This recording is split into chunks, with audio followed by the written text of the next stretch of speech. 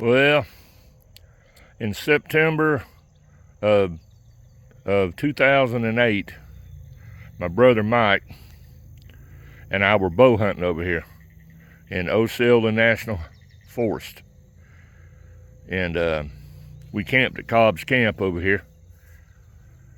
And anyways, I had a little spot on one side of Forest Road, 241, and he had a spot on the other side. And so we went that one morning. We got up and we left out. I went in there. I had a little old homemade ladder stand I'd built out of some old scrap lumber I had in there.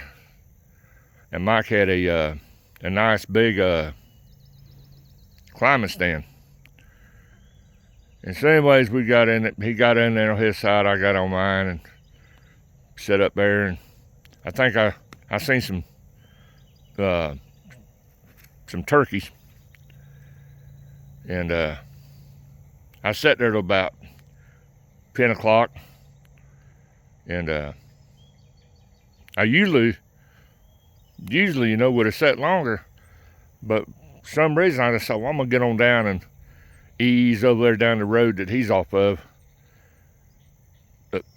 Walking that little woods road there.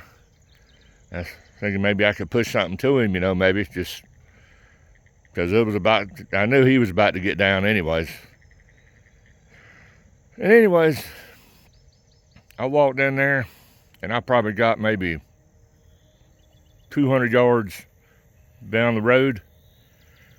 And I looked up and I could see Mike down there. He seen me and he went to hollering and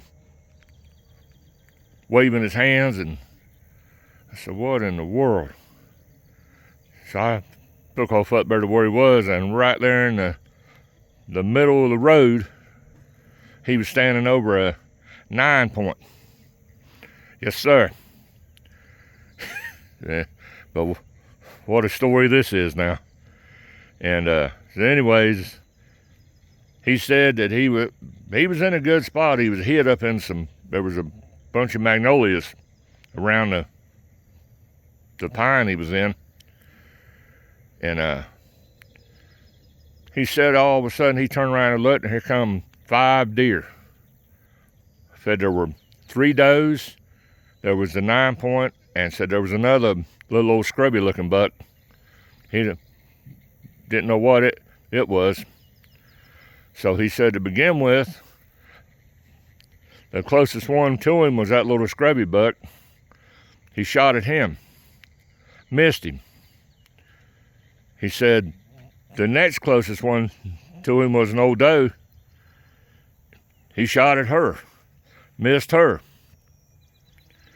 He said about the time he got another arrow on there, and he turned and looked, and the 9-point had actually walked a little closer to him.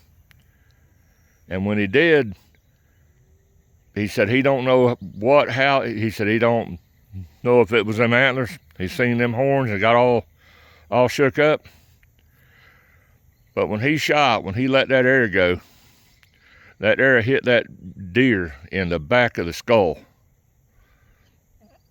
The back side of his head. That ain't no lie. I'm telling the truth. And so anyways, when I got there, the arrow was still sticking in his skull. It was hung in the skull. The broadhead was hung in there. And so anyways, we drug him to the road, loaded him up, and went back to camp. We rode up there to the little store in Olusty. They took a picture of him with that arrow still stuck. He hauled him to the store on the truck with the arrow still sticking out the back of his head. And anyways, so we went on to the house with him. Went there and skinned him out and all. But I'm telling you what, I've never seen nothing like that in my life to this day. I don't know what he shot. I guess he was just, I don't know, He got real lucky is what he did. Real lucky. Because that arrow struck that deer right in the back of his skull. And yeah, that's some story.